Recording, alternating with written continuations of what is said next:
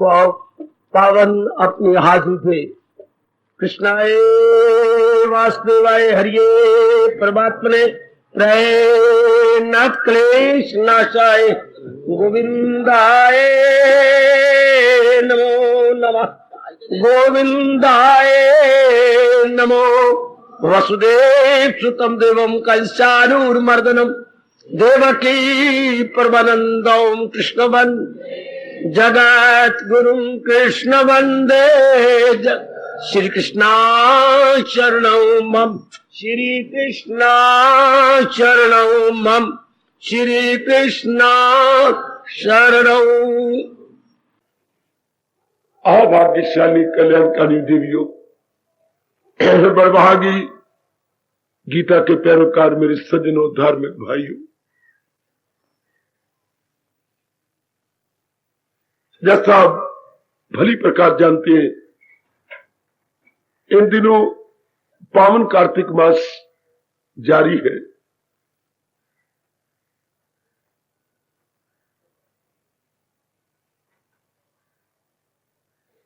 आप में बहुत श्रद्धालु प्रेमी पुण्य कमाने में बड़े उत्सुक प्रातःकाल सम्मिलित होकर पुण्य कमाए जा रही है। आरती हवन के पश्चात जो समय हमारे पास अवशेष बच जाता है, महाराज जी की, प्रभु जी की प्रेरणा से वारी वारी हर अध्याय का सार आपको समझाया जा रहा है। मेरे अहोभाग्य के आपको बहुत अच्छा लगा। अब आप अनुरोध कर रहे हैं कि शाम को भी मैं ये प्रसंग लूं, हर अध्याय का सार, जो ईश्वर इच्छा। तो लीजिए, आज मैं पहला अध्याय शाम को भी प्रारंभ कर रहा हूं। पहले अध्याय का सार, फिर क्रमानुसार दूसरे, तीसरे, चौथे का, इस तरह हम सारे अध्यायों का सार लेने का संकल्प करते हैं। आज कल सवेरे 10 अध्याय के सार हो गए, कल 11वें अध्याय का सार प्रभु जी की इच्छा से अगर उन्होंने चाहा तो लेंगे। दिन आजकल बहुत छोटे हैं, जल्दी अंधेरा हो जाता है, इसलिए हम लोग बड़ी मुश्किल से आधा घंटा ही सुन पाते हैं। और कीजिए मन को एकाग्र, बड़े एकाग्रता पूर्वक, और पहले अध्याय का सार ले, निचोड़, ब्रीफ समरी, समरी फिर उसकी ब्रीफ समरी। आइएगा, पहला अध्याय विषाद से भरा हुआ है। विषाद ऐसा दुख जो मन से सहन ना हो सके,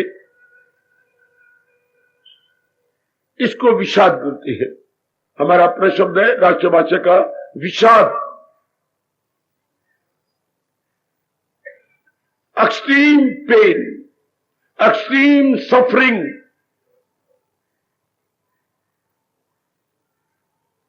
समझ गए होंगे आप। भगवान जी ने दुखों, तकलीफों, चिंताओं, भटकन, कमियों, लाचारियों, बीमारियों, आदि व्याधि उपाधि के कलेशों से पहला अध्याय शुरू किया। इससे समझ आ जाती है देवियों, सज्जनों, कि भगवान ने चोटी का उपदेश क्यों दिया। विषय का आप जितना पढ़ लो, पढ़ना चाहिए। विषय का आप कमा लो, कमाना भी चाहिए। विषय का आप शादी करो, नहीं रह सकते तो जरूर किसी का हाथ पकड़ लो। और भी चाहते हैं मां बनना, तो चलो एक दो बच्चे आपने चाहती हैं तो भगवान से ले लो। और भी कोई जहान की चीज चाहती है, ले लो। लेकिन एक बात आपको मेरी कसम याद रखना, इन सारे प्राणी पदार्थों को प्राप्त करने के बाद भी दुख नहीं जा सकते। भगवान इशारा कर रहे हैं आप जैसे कल्याणकामी जीवों को, दुख की जड़ें कटती हैं भगवान के ज्ञान से, और भगवान का ज्ञान गीता जी ने प्रिजर्व किया हुआ है। वाह, जैसे आप बड़ी कीमती कीमती चीजें बैंक में लाकर लेकर के प्रिजर्व कर लेती हैं। अच्छा, तो गीता भगवान के ज्ञान का लाकर है। वाह बाबा, तो इसकी चाबी श्रद्धा, श्रद्धावान लभते ज्ञान। जिसके मन में अटूट श्रद्धा भगवान के प्रति होगी वही इस गीता में प्रवेश करेगा। जिसके मन में थोड़ी भी कमी होगी श्रद्धा में, कभी भी गीता में नहीं आ सकता। अटूट श्रद्धा मैं कह रहा हूं, ऐसी श्रद्धा जो छलक रही हो भगवान के प्रति, ओवरफ्लो कर रही हो श्रद्धा, ऐसे नेक जीव झुक जाती है गीता की ओर। फिर कहना चाहता हूं देवियों, आप नर की अपेक्षा बहुत ज्यादा दुखी रहती हैं, चूंकि आपका तन भी नरम है और मन भी नरम है। बहुत ज्यादा नारी दुखी रहती है। तो मैं आपसे स्पष्ट कह रहा हूं, भूलने वाली बात नहीं, मन में रखने वाली बात, यदि हम सब दुखों की जड़ें काटना चाहते हैं जी, तो भगवान के ज्ञान को लाजमी तौर पर एड़ी चोटी का जोर लगाकर प्राप्त करना ही होगा। इसके बिना कोई चारा नहीं। हम कहें कि इसके ना हो तो फिर नहीं हो सकता, ये करना ही पड़ेगा। जैसे भूख, भोजन के बिना भूख नहीं दूर होती, भगवान के ज्ञान के बिना दुख नहीं जाते। बिठा लो ना, चूंकि ये नियम है भगवान का, इसलिए पहले अध्याय में दुख दिखाया गया, दूसरा अध्याय ज्ञान से भरपूर कर दिया गया। यह भगवान ने एक नियम बनाया। देवियों शांत, ये एक अटल नियम है। दुख क्यों आते हैं? अज्ञानता कारण से। अज्ञानता, अगर शुरू में हम ज्ञानवान होते, या हमारे मां बाप ज्ञानवान होते, या ब्राह्मण केवल दान लेने पर और खीर खाने पर ही न तुलते और तप करके हमें ज्ञान देते, आज हमारे सीने, जिगर, मन में हलचल न मचती। ब्राह्मण दान बाद में लेते, पहले हमें ज्ञान देते। पहले ज्ञान, पीछे दान। आज हर समय दान और ज्ञान का नामो निशानी नहीं। तो जनता को कौन बताएगा, कौन समझाएगा, कौन ये बात समझाएगा उचित क्या, अनुचित क्या, ज्ञान क्या, अज्ञान क्या, किसमें मेरा हित है, किसमें मेरा अहित है। गीता ने हमारे पर बहुत बड़ा एहसान किया है, बहुत बड़ा उपकार है भगवान का गीता के ज्ञान के द्वारा, बहुत बड़ा एहसान। तो आओ जरा मैं बताऊं ये दुख क्या होता है। पहला अध्याय बता रहा है, जब भगवान द्वारा बताए गए धर्म को हम छोड़ देते हैं। धर्म किसे कहती है? भगवान द्वारा बताए गए अटल नियम, महाराज जी द्वारा निर्धारित किए गए, निश्चित किए गए अटल नियम। अटल विषय का टालते जाओ, नियम नहीं टाल सकते है। हां, उल्लू लाख कहते रहे, दिन होता ही नहीं, फिर भी नियम है, दिन तो होता है। उल्लू यदि सूर्य के साथ आंखें चार नहीं करते, ना करे। चमगादड़ अगर नहीं देखना चाहता, सूर्य को ना देखे, लेकिन दिन तो फिर भी होता। बिल्कुल, जो मेरे परमात्मा ने अटल नियम बना के सृष्टि चलाई है, वो नियम रहेंगे। हम लोग जो कल्याणकामी है, उन नियमों की गीता द्वारा जानकारी करते हैं। तो ये हो गया धर्म।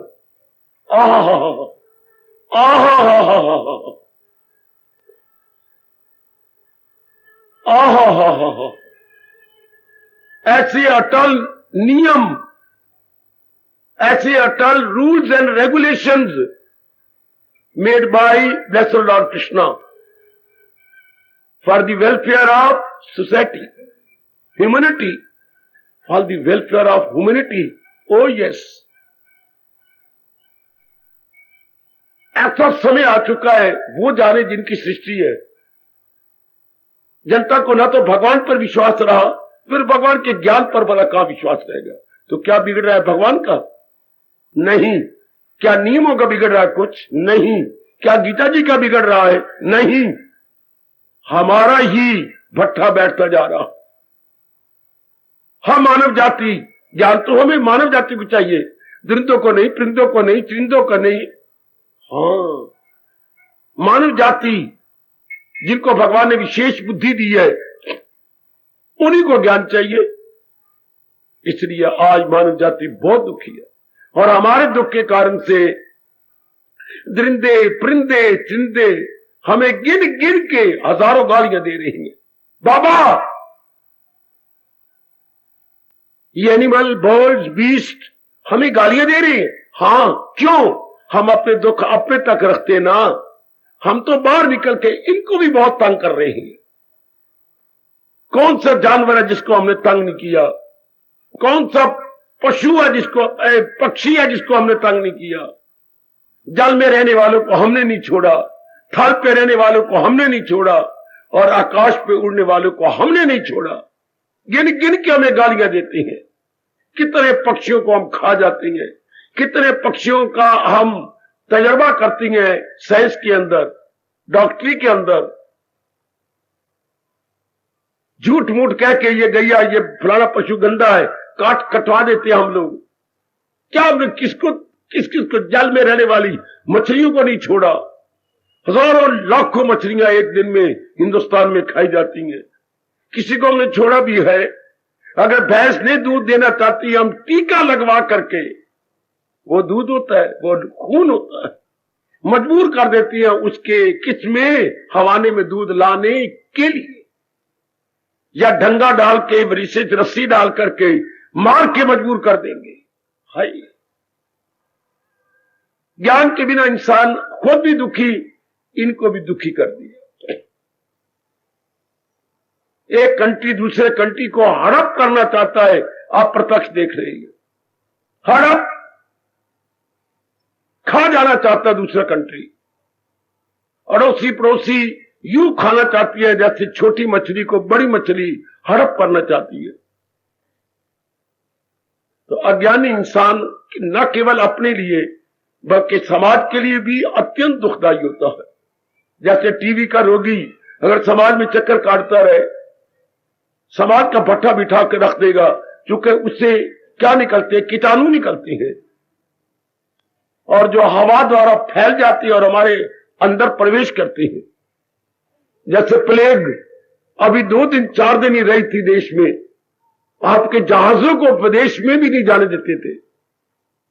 विदेश वाले हाथ जोड़ते कि ना, हमारे देश में मत आओ। हम लोग उन प्रांत के इन प्रांत में नहीं आने देते थे। नहीं, उस प्रांत में ये हो गया, वो हो गया। मेरी देवियों, मेरे सज्जनों, मैं ये बिठाना चाहता हूं आपके मन के अंदर, अज्ञानता से दुख होता है। अब ये कैसे चलता है? ये चलता है विक्षेपता से। जब हमारे में विक्षेपता, यानी वेवरिंग कह लो, हलचल कह लो, भटकन कह लो, टेंशन कह लो, शुरू हो जाती है। कब? अब मैं क्या बोलूं, बड़े पैमाने पर तो मालिक अपनी दुनिया की ओर, बकवास मेरे शब्द होंगे, देख तो रहे हैं। सर्वव्यापी है वो, तो दयालु कृपालु है, फिर कौन सा शब्द लगाऊं? विशेष कृपा करे और ये 2 वृत्तियां हमारे से खींच ले। विक्षेपता कब होती है? मन में हलचल बेटी, मन में हलचल मेरे यंगस्टर्स और मेरे बुजुर्गों, कब?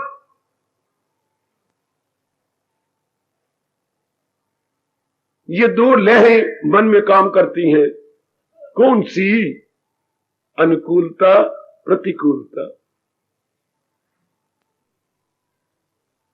अनुकूलता हर एक व्यक्ति, ये कोई इसकी डेफिनेशन नहीं दे सकते हम।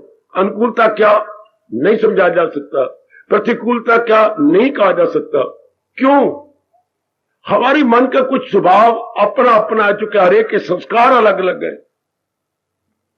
ऐसे संस्कारों कारण से हमारे इरादे, हमारे विचार और हमारी आदत विशेष प्रकार की बन जाती है।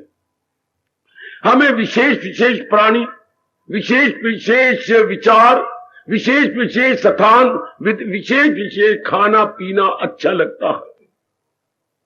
जो अच्छा लगता है उसी को बोलते हैं ये मेरे अनुकूल है, ये पड़ोसी मेरे अनुकूल है, ये जो 3 बहनें हैं ना, ये बड़ी बहन ये मेरे अनुकूल है, 2 बहनें अनुकूल नहीं है, अर्थात मेरे मुताबिक है।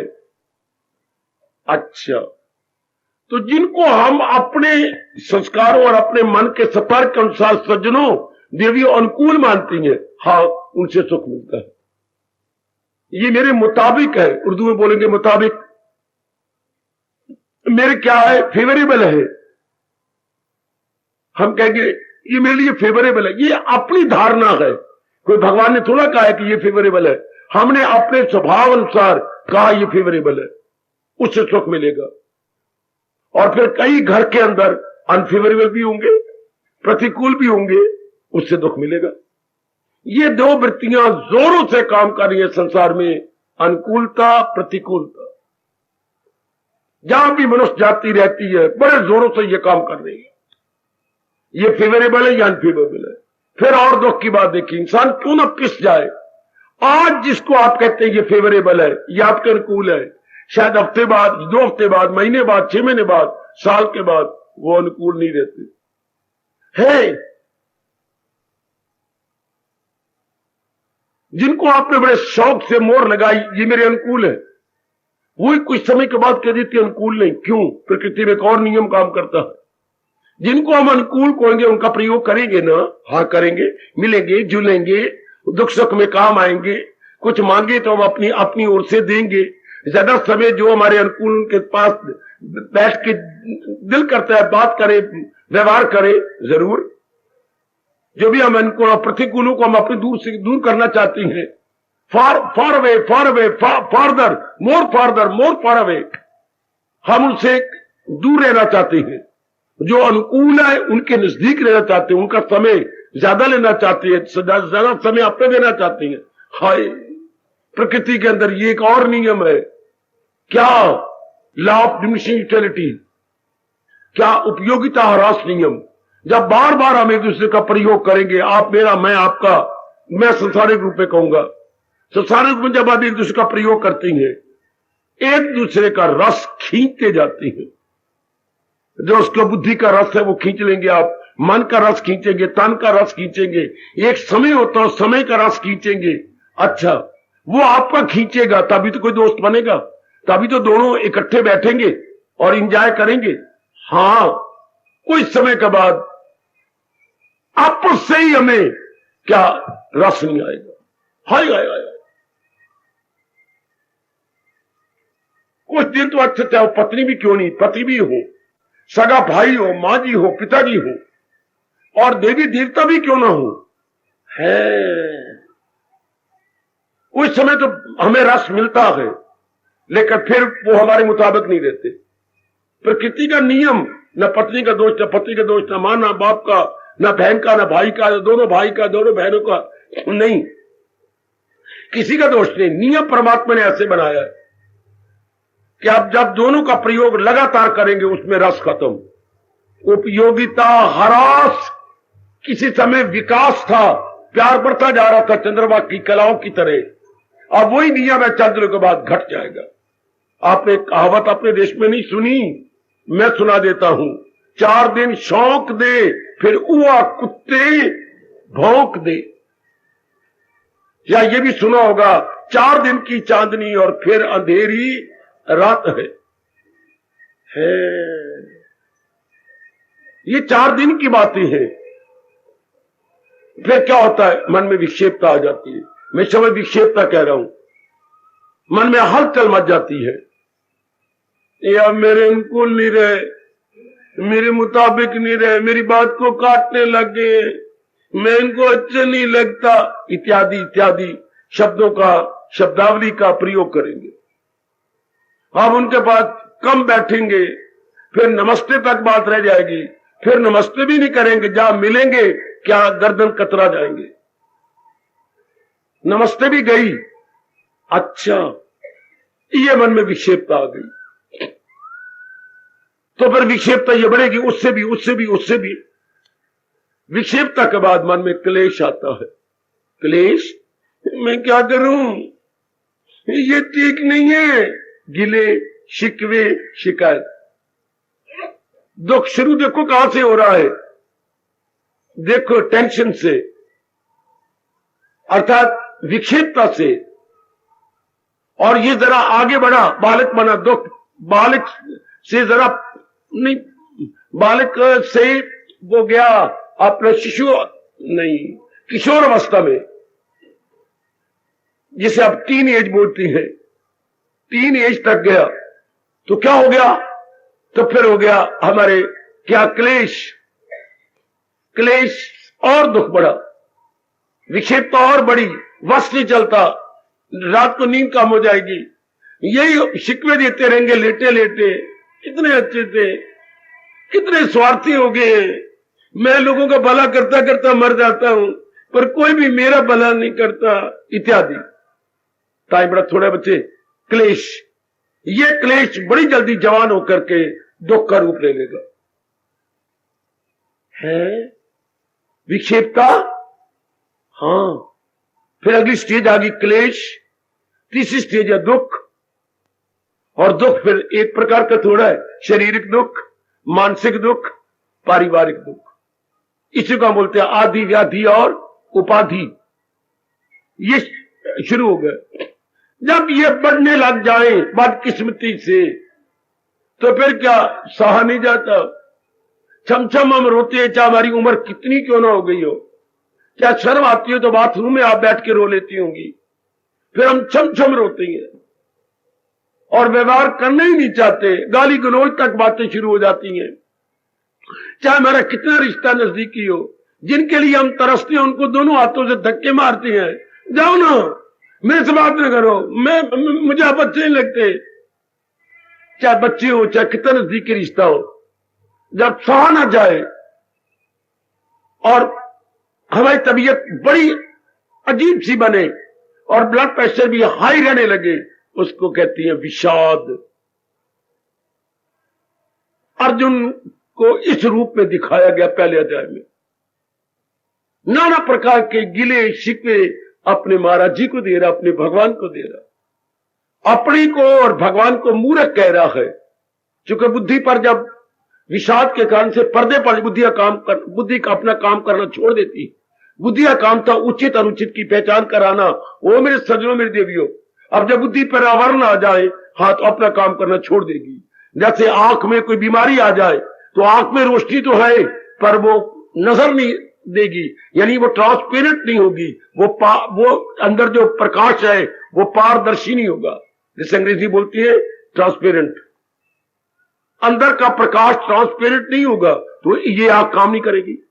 जब वो ऑपरेशन करते डॉक्टर का रोशनी देते, हाय ऐसा क्या डॉक्टर ने रोशनी दी, रोशनी तो थी, आगे जो पर्दा आ गया उसको डॉक्टर साहब ने बड़ी होशियारी से उस रेटिना से पर्दे को उतार दिया,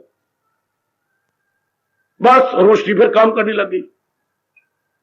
इसी तरह बुद्धि पर आवरण आता है और बुद्धि मेरे सज्जनों, मेरे देवियों काम नहीं करती। जिस बुद्धि को तो हर समय बताना चाहिए, ये उचित क्या, अनुचित क्या, प्रॉपर क्या, इम्प्रॉपर क्या, मुनासिब क्या और गैर मुनासिब क्या, हर समय ये बताए। जैसे हमारी आंखें हर वक्त व्यवहार में खुली रहती हैं, तो हम देखती रहती है कौन आ गया, इधर मैं चल रहा हूं, इधर जाना है, इधर से हटना है। इस तरह वो अंदर की आंख है, बुद्धि अंदर की आंख है, जबकि ये चमड़े में आंख जो मां बाप ने दी है, ये चर्म चक्षु है, वो हमारी ज्ञान चक्षु है। लेकिन बुद्धि नहीं काम करती। जैसे ये वक्त आ गया गंदा, ऐसा इंसान का जीना मुश्किल हो जाता है, ऐसा इंसान अपने लिए आप दुश्मन बन जाता है। हर वक्त बेचैनी, भूख बहुत कम, नींद बहुत कम, सपने में रहेगा, करवटें बदलता रहेगा, सलूक उसका बड़ा गंदा होगा, अपने नजदीकी रिश्तेदारों को भी खाने को पड़ेगा। ऐसा व्यक्ति भेड़िया बन जाता है। भले शक्ल इंसान की हो लेकिन व्यवहार उसका भेड़िए की तरह, बहुत ही कठोर शब्द, बड़ा कर्कश हो जाता है, बड़ा ही कर्कश। ऐसे व्यक्ति अगर भगवान कृपा ना करे और उसका ये दशा जल्दी दूर ना हो, बकवास कर रहा हूं, ऐसे ही व्यक्तियों की संख्या भारत में बढ़ती जा रही है। और क्या होता फिर? आत्महत्या। बड़ी डेंजरस अवस्था है मेरे सज्जनों और मेरी देवियों। आपकी जाति तो खास करके मौत को खुद बुला रही है, गंदे तरीकों से आत्महत्या कर लेती, सहा नहीं जाता, किसी तरीके से सहनशीलता रहती नहीं, सह सह सह के अंदर बस अवस्था बड़ी अजीब बन जाती है, न सहते बने न कहते बने। हाय, ये कैसी अवस्था है, ये कैसी अवस्था है मेरे बेटे, ओ मेरे बुजुर्ग, न कहते बने और ना सहते बने। ऐसा व्यक्ति नहीं जी सकता। उसके लिए जीना एक एक दिन 6-6 महीनों के बराबर हो जाता है, इंटायरली इम्पॉसिबल। ये शुरू काल से हुआ था, विक्षेपता से। ऐसे कोई दिन बुरे थे कि घट आगे क्या बढ़ता गया बढ़ता गया बढ़ता गया, मर्ज बढ़ता गया, जूझू दवा की, जूझू दिन आए और भी बढ़ गया। ये पहला अध्याय दिखा रहा है। ये हुआ क्यों, ऐसा क्यों हुआ, याद रखना। एक बात मैं आपको बता दूं स्पष्ट, ये नानक दुख बढ़ता क्यों जाता है? जब इंसान के पल्ले ज्ञान नहीं होता। ज्ञान क्यों नहीं होता? उसे अपने भगवान पर अटूट विश्वास नहीं होता।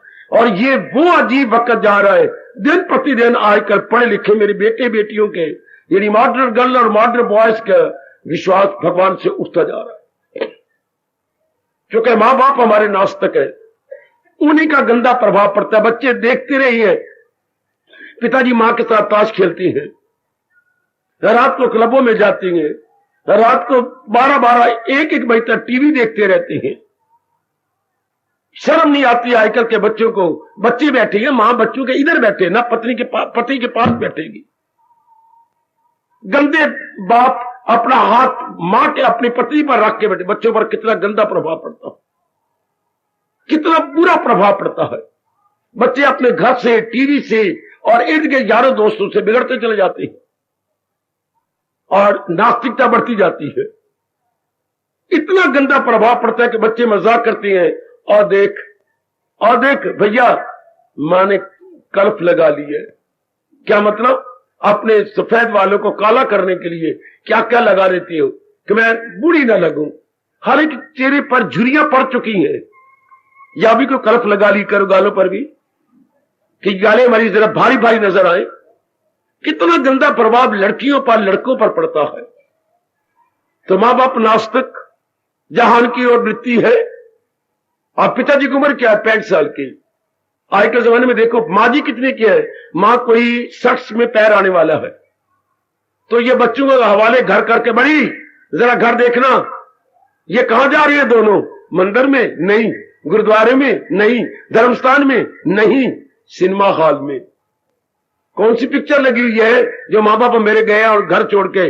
दुनिया ना माने, पिक्चर का नाम है दुनिया। तो बेवकूफो, दुनिया ना माने तो तुम दोनों मानने जा रहे हो। जब पिक्चर का नाम ही है दुनिया ना माने, और मां मेरी इतनी उम्र की होगी, बाप इतना भी उम्र का है, 65 साल का पिता, और मां कोई 60 साल की जाने वाली है, और जा रहे सिनेमा हॉल में। कितना गंदा प्रभाव नाउ यू जस्ट इमेजिन अपनी औलाद पे पड़ेगा कि इतनी उम्र में हमारे मां बाप सिनेमा हॉल जाते हैं। इस तरीके से नास्तिकता बढ़ती गई। जब नास्तिकता बढ़ती जाएगी तो ज्ञान कौन देगा? ज्ञान तो हमने भगवान से लेना था, अर्थात गीता की तरफ तब ध्यान आता जबकि हम भगवान पर विश्वास करते, बेटी भगवान पर श्रद्धा करते। उससे हट गया, उल्टा मां के प्रति गिले है। आजकल हर बच्चे को, हर बेटी को, अगर आप बचे हुए तो मेरी हार्दिक शुभ भावनाएं, वरना हर आजकल बच्चे को, बेटी को मां बाप पर शिकवे, गिले है, शिकायती है। ये नहीं करती मेरे पिताजी छोटे लड़के के साथ मिले हुए हैं, मेरी परवाह नहीं करते, मां मेरी ये नहीं करती, वो नहीं करती। वह क्या प्यार रहेगा, वह क्या हमदर्दी रहेगी, वह क्या सुख दुख में साझी होना रह जाएगा। इस तरह मेरे सज्जनों, जब भगवान पे विश्वास उड़ता जा रहा है तो भगवान के ज्ञान की तरफ ध्यान ही कोई नहीं होगा। तो याद रखिए, मैं एक भगवान का प्यारा और गीता का अनुयायी अपने तजर्बे के बिना पर कह रहा हूं। जब तक अटूट श्रद्धा भगवान के प्रति नहीं होती तब तक गीता प्यारी लगती ही नहीं। जब गीता पे तो ज्ञान कौन देगा? या तो ब्राह्मण हमारे तपस्वी होते हैं, वो तो जैसे ही है आपकी नजरों में, वो तो फिर ज्ञान कौन देगा? मां हमारी बारमुखी, पिता हमारा बारमुखी, तो कौन ज्ञान देगा? और किताबें क्या पढ़ती है, साहित्य पढ़ती है, बड़ा ही क्या अनहेल्दी साहित्य पढ़ती है, बड़ा ही अश्लील साहित्य हमारे बच्चे पढ़ रही हैं, नावल पढ़ रही हैं, उपन्यास पढ़ रही हैं, गंदे मंदे ये पढ़ते जा रहे हैं, कहानियां किस्से पढ़ के रात को नींद लेती हैं। इसी से अंदाजा लगाइए कितनी नास्ता बढ़ रही है। इसलिए दुख भी बढ़ते जा रहे हैं, जोरों से दुख बढ़ते जा रहे हैं। अगर अर्जुन पूर्ण रूपेण पहले अध्याय में श्रद्धालु होता, मुझसे पूछा जाना चाहिए पूर्ण रूपेण क्या होता है? अपने आप को बुद्धि, मन और तन समेत भगवान के चरणों में सौंप देना। तीनों अंग हो गए, बुद्धि, मन और तन। अर्थात क्या कहते हैं? बुद्धि आपकी, मन आपका, और ये हाथों से कर्म होते हैं ना, ये कर्म भी आपके। अर्थात मेरे पुराने इरादे गए, जो अब आप इरादे दोगे जिसके सामने दंडक करती है। जो आप इरादा दोगे वो बुद्धि में रखूंगा, जो आप विचार दोगे वो मन में रखूंगा, जो प्रेरणा देके मुझसे कर्म कराओगे मैं आपके लिए कर्म। इसे बोलती है पूर्ण प्रेम, समर्पित जीवन, विच इज डेडिकेटेड लाइफ है, holy and solely dedicated life होना ये चाहिए। तब होता जब भगवान की प्रति श्रद्धा होती। फिर अब क्या होगा? जो जीव 24 घंटे खुश रहना चाहता है वो ये पाठ पढ़ चुका होगा, प्रभु मैं पूर्ण प्रेम आपका हूं, आप जैसे आपकी इच्छा मुझसे करवा लो। ये जब तक हम भगवान के सुपुर्द नहीं हो जाते और अपनी सारी इच्छा उनके चरणों में नहीं फेंक देते, 24 घंटे कोई कुछ नहीं रह सकता। इसलिए 12वें अध्याय में भगवान ने कहा है, मेरा प्यारा क्या होता है? जो मिल जाए लेकर वही शाद शब्द लगाया। कौन शाद होगा? जिसे समर्पित कर दिया है और जो कुछ होता है ठीक है मेरे मालिक, गर्मी आ गई, सर्दी आ गई, कुछ अच्छे मेरे मालिक, जो हाथ जोड़ना जानता है अच्छे मेरे मालिक, अपनी कोई इच्छा नहीं रही, कर्म करना जानता है, अपने आप को हड्डियां तोड़वाना जानता है, ये वेरी हार्ड वर्कर। बेटी सुन ले, अपनी कोई इच्छा नहीं, निर्मल कर दिया उसने अपने आप को, आपने बिल्कुल ड्राई क्लीन कर दी या बिल्कुल ओवरहॉलिंग कर डाली, और भगवान के इरादे को रखे हुए, विचारों को रखे हुए और कर्म भी करता है तो भगवान के अनुसार फकत मेरी खातिर भगवान के प्रेम में भर के कर, ऐसे व्यक्ति 24 घंटे खुश रहेगा। अर्जुन ऐसा नहीं दिखाया गया। ऐसा क्यों हो रहा है प्रभु? ये मर जाएंगे, मेरे बीवी के भाई मर जाएंगे, मेरे ताया मर जाएगा, मेरा प्लान ऐसा नहीं होना चाहिए। यहां तक बुद्धि के पर्दे दिखाए गए अर्जुन के कि यहां तक क्या बैठता है, क्या हाय खोकर हम अक्ले सलीम करने चले गए गुनाह जी। प्रभु हम अपनी अच्छी अकल खो के ये पाप करने जा रहे हैं। हालांकि आत्ताई को मारना पाप नहीं होता, 2 जीवों को मारना पाप नहीं होता। सुनो हमारा धर्म क्या कहता है, आत्ताई जो बहुत ही जालिम समाज को बर्बाद कर रहा है, मार दो उसको, जिससे अनेकों को नुकसान पहुंचता है। एक हल्का कुत्ता, बिल्कुल हल्के कुत्ते से हर एक को नुकसान है, हर एक जीव को नुकसान है। अगर कहीं बैठा हुआ तो भी उसके मुंह से जहर निकल रही है, वातावरण सारा बर्बाद होता है, मुंह से जहर और निकलता ही है झाग। अगर वो झाग नीचे गिरे तो कीड़े मकोड़े सारे मरते जा रहे हैं। ऐसे हल्के कुत्ते को और ऐसे हल्के इंसान को जो हर एक के लिए हानिकारक है, दुर्योधन की तरह, दुशासन की तरह, उनको आप शासक है जल्दी खत्म करो वरना समाज को बर्बाद कर देंगे। ये 2 इंसान जरूर मार रही हो गए, जो नहीं मारते उनको हिजरा कहते हैं, और अर्जुन तो उल्टा कह रहे इनको मारना पाप है। हालांकि पता है हमने थोड़ी सी एक गांव मांगा है कि हमसे एक गांव दे दो। भगवान जी कहे थे जब दूत बनकर 5 भाइयों गांव दे गए, और वो नालायक, वो जो है उल्लू दुर्योधन क्या जवाब देता है मैं तो तेज सुई की नोक के बराबर भी जमीन देने को तैयार नहीं। ऐसा भी के बोला, तेज सुई की नोक के बराबर इतनी जमीन जो आती है, ये तेज सुई बताओ जमीन में कितनी जगह, इतनी भी देने को तैयार नहीं। तब भगवान ने कहा बच्चों तैयार हो जाओ, तंगा मत बजंगा मत। जब आदमी चारों ओर से रुकता है, नहीं रुकता फिर जंग। पर भगवान जो सारे हिंदुस्तान के राजा बनने के योग्य थे उनको नहीं दी जा रही, छीना जा रहा है। तब उनको नहीं मारना, उनको मारने पाप उत्तर मारना, अर्जुन की बुद्धि मारी गई, इसलिए बातें में आने लगा। फिर आखिर में जब व्यक्ति भगवान चुपचाप है, मैंने इतनी बकवास करी पहले अध्याय में 44, 45, 47 श्लोक है, इतना बोलता गया बोलता गया बोलता गया बोलता गया बोलता गया, तो फिर तो भगवान मुस्कुरा रही है। कुछ रिएक्शन पड़ा, सज्जनों देवियों मैं बेवकूफ हूं, मैं मूर्खता कर रहा हूं। तब आगे जाके चरणों में गिर गया, प्रेम के अश्रु गिरे, हाथ जोड़े और क्या कहा, मैं चेला हूं मेरी मदद कीजिए, जो हो नेक रास्ता। अब ये अधिकारी बना है किसके ज्ञान के लिए, अपने आप को सौंप दिया। तबीयत कमजोर दिल नर्म गए, जो उलझन है अब क्या मेरा धर्म है, ये विक्षेपता मैं तो नहीं जानता, मेरी बुद्धि मारी गई, जो मेरे लिए ऊंचे तो अब बताइए। अब सियाने कहती है अर्जुन रो तो रहा था, कुछ मांग भी रहा था भगवान से शिकवे, लेकिन गिलास उल्टा था। डालो ऐसी कोई चीज डलती जब तक सीधा गिलास न डाले। अर्जुन का बुद्धि सीधी हो गई जब उसने अपने आप को महाराज जी के चरणों में गिरा दिया।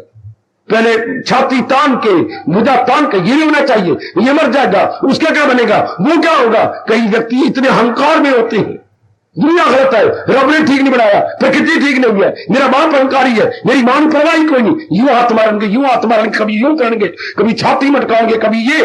अर्जुन की तरह ऐसे जीवों को ऐसा दुख आता है जो सहन भी नहीं होता। और अब आगे करके देखो, विनम्र हो गया, रो पड़ा, घुटने टेके, चरणों में गिरा, मेरी बात मारी गई, मैं बेवकूफ बन रहा हूं, मेरी गलती है, जिससे मेरा कल्याण हो मुझे वो बात कतई बता दीजिए, भलाई की राह पर। अब now the man is deserving for that divine knowledge, now he is deserving. इतने दुख पाके जलील होकर जब जीव होता है तब भगवान उसे ज्ञान देती है, और फिर जड़ी कट जाती है दुख की। पहले अध्याय का सार, इंसान के दुख का कारण अज्ञान था, इंसान के दुख का कारण उसका अपना अज्ञान, उसका अपना अहंकार, इंसान के दुख का कारण उसकी अपनी अशुद्ध एवं भ्रांतिपूर्ण जानकारियां, यही उसे तबाह करती है। कमान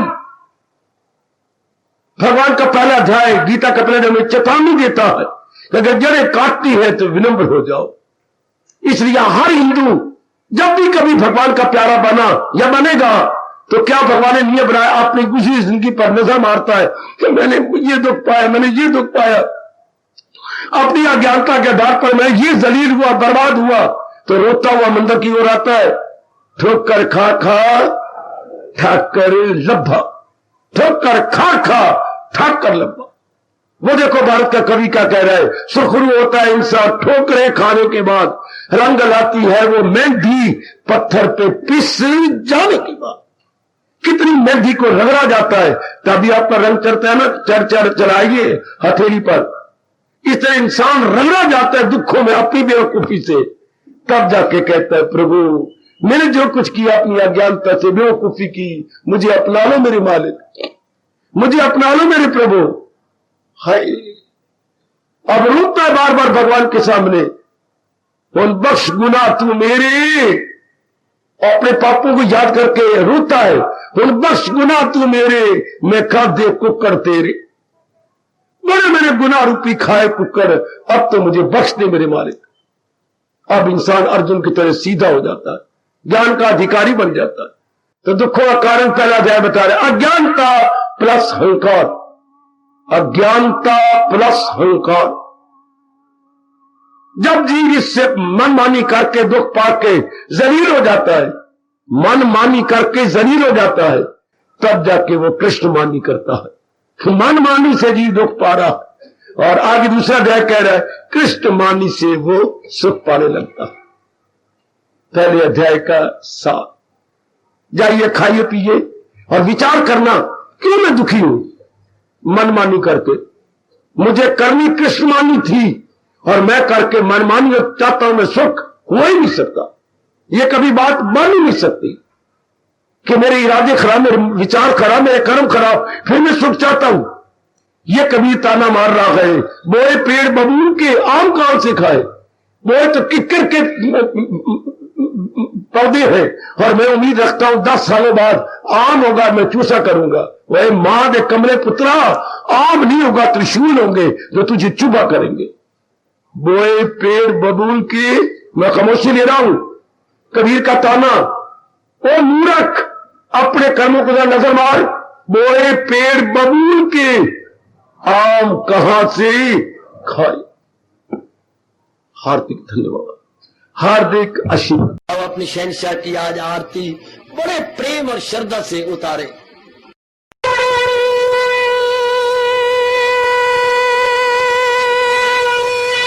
ओम जय जगदीश जय हरे स्वामी जय दीना लात हरे भगत दास जनों के अवगुण